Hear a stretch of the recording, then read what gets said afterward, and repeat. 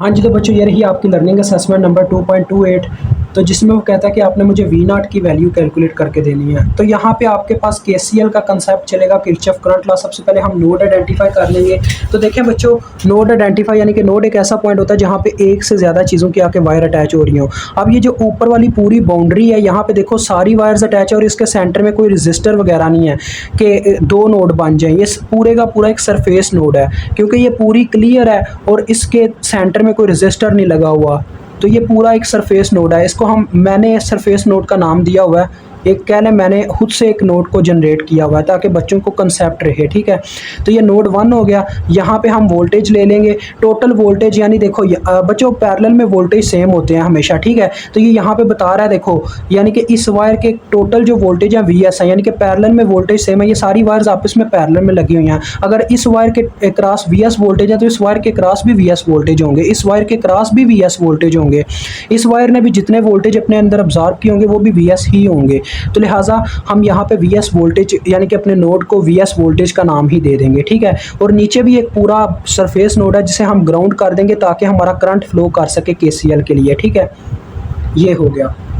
तो देखो बच्चों, अब इस सर्किट के अंदर एक डिपेंडेंट सोर्स मौजूद है। तो मैंने आपको बताया हुआ है जब भी किसी सर्किट के अंदर डिपेंडेंट सोर्स आ जाए, क्योंकि ये देखो वी नॉट की वैल्यू पे डिपेंड कर रहा है, वी नॉट की वैल्यू पे, और ये डायमंड शेप में अक्सर डिपेंडेंट सोर्स ही होते हैं। तो मुझे पहले वी नॉट की वैल्यू कैलकुलेट करनी होगी, ये मैंने आपको बताया हुआ है। तो ये देखो, ये एक पूरी वायर है, इसके ऊपर हम क्या लगा सकते हैं, वीडीआर, वोल्टेज डिवीजन रूल। ये कुछ बच्चों को नहीं पता होगा, उनके लिए मैं ना अलहदा से इस वायर को ड्रा करता हूँ। ये देखो इस तरह से ना,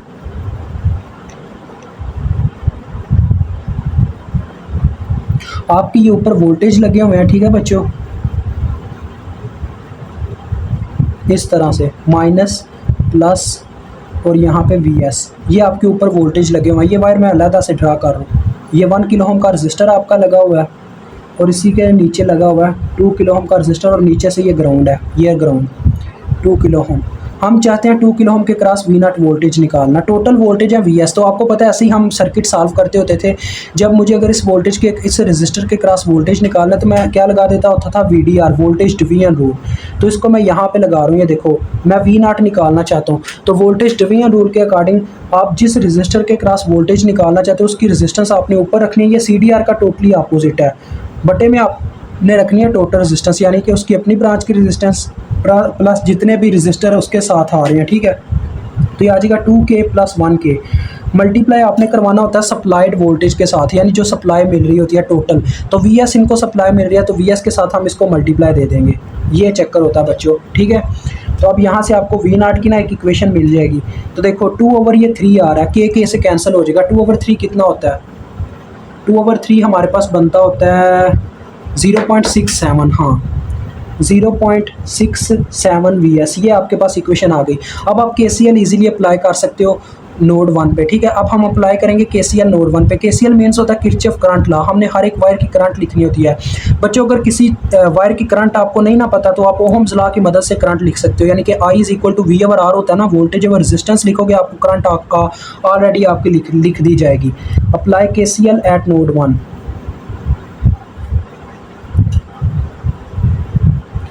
तो केसीएल का कहता था sum of entering current is equal to sum of leaving current. तो एक साइड पे हम लिविंग करंट्स लिखेंगे, एक साइड पे एंटरिंग करंट्स लिखेंगे। तो देखो हर वायर आ जाएगी सरफेस नोड में, क्योंकि ये पूरी बाउंड्री को घेरे हुआ है।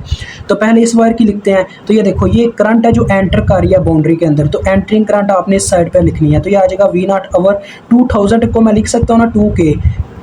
2K भी 2000 की बराबर होता है, तो इसको 2K लिखा जा सकता है। ठीक है, आगे देखो, मैं अब इस वायर की करंट लिखना चाहता हूँ। मुझे इस वायर के क्रॉस जो करंट फ्लो कर रहा है उसकी वैल्यू नहीं पता, तो मैं यहाँ बाउंड्री से करंट को लीव करवाता हूँ, यहाँ से निकालता हूँ। तो करंट कहाँ से निकली है, वीएस में से निकली है।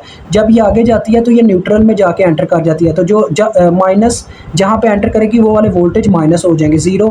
जितनी रेजिस्टेंस रास्ते में आई वो बटे में आ जाएगी। ये आपका ओहम्स लॉ अप्लाई होगा। देखो V/R, I = V/R Ohm's law. ठीक है, ये चक्कर होता है। अब मैं इस वायर के वोल्टेज लिखूंगा। तो देखो इस वायर की करंट लिखूंगा। देखो मुझे इस वायर की भी करंट नहीं पता, तो मैं यहाँ से करंट को लीव करवाता हूँ।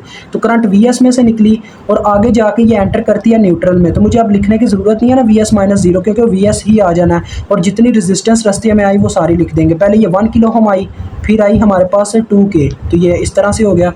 आगे ये लास्ट वायर रह गई है। अब देखो इस वायर की बात करें तो इसमें हमें डायरेक्ट करंट का ही पता है, तो ये एक एंटरिंग करंट है, ये भी एंटर कर रही है, तो इस साइड पे ये जमा हो जाएगी 2 मिली। अब हम इसका क्या करना चाहते हैं, बटा ख़त्म करना चाहते हैं बच्चों, हम चाहते हैं इसका एलसीएम ख़त्म हो जाए। तो देखो इसका एलसीएम क्या आता है, 6K आता है। 6 से अगर मैं इसको ज़रब दे दूँ ना तो इसका बटा ख़त्म हो जाएगा। तो आपने क्या करना है, इस पूरी इक्वेशन को ज़रब दे देनी है मल्टीप्लाइंग बाय 6K। यहाँ पे मैं लिख रहा हूँ ताकि आपको पता हो किस चीज़ से मल्टीप्लाई कर रहा हूँ, 6K के साथ, 6K के साथ पूरी इक्वेशन को। यहाँ पे जब 6 के ज़रब खाएगा पूरे का पूरा कैंसिल हो जाएगा 6, तो लिहाजा सिर्फ VS आ जाएगा। यहाँ पे नीचे 3 बन रहा है तो 3 एक ऊपर 6 जो ज़रब खाएगा 3 एक बार 3 2 बार 6 हो जाएगा, तो 2VS आ जाएगा। ठीक है, और इस साइड पे आ जाएं तो देखो यहाँ पे जब 6 ज़रब होगा 6K, K से कैंसिल और 2 एक बार 2 3 बार 6, तो ये आ जाएगा 3V0। और जब यहाँ पे 6K ज़रब खाएगा, K मिली के साथ कैंसिल और 6 2 बार 12 होता है, तो ये आ गया 12। अब देखो बच्चों होगा क्या, ये 3VS है, ये 3V0 उठ के दूसरी जानिब चला गया -3V0, और V0 की जगह हम वो वैल्यू पुट कर देंगे VS की, ताकि हमें VS की वैल्यू मिल जाए। तो क्या है VS की वैल्यू 0.67 VS, सॉरी V0 की क्या वैल्यू है जो हमने इक्वेशन बनाई थी, और इस साइड पे सिर्फ 12 रह गया हुआ है। तो देखो 3 इसके साथ ज़रब देते हैं, कितना आता है, 3 मल्टीप्लाई बाय 0.67, तो ये देखो बच्चों 2.01 आ रहा है, यानी कि टोटली 2 ही आ रहा है। तो 3 में से जब 2 माइनस हो जाएगा तो क्या आ जाएगा, सिर्फ VS आ जाएगा, यानी कि 3VS minus 2VS is equal to VS is equal to 12 volt. तो VS की मुझे वैल्यू मिल गई। असल में मैंने निकालना क्या था, मुझे V0 की वैल्यू चाहिए। हाँ, मैंने V0 की वैल्यू कैलकुलेट करनी है।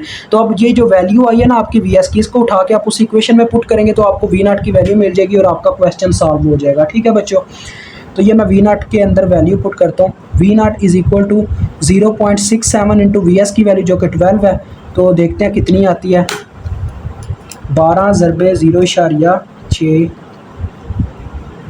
तो ये अप्रॉक्सीमेटली 8 वोल्ट ही आ जाता है। ये देखो बच्चों 8 वोल्ट ही आ जाता है, 8 वोल्ट। तो ये आपका जवाब आ गया, मुझे उम्मीद आपको समझ आ गई होगी। ठीक है, V0 का 8 वोल्ट ही जवाब आता है।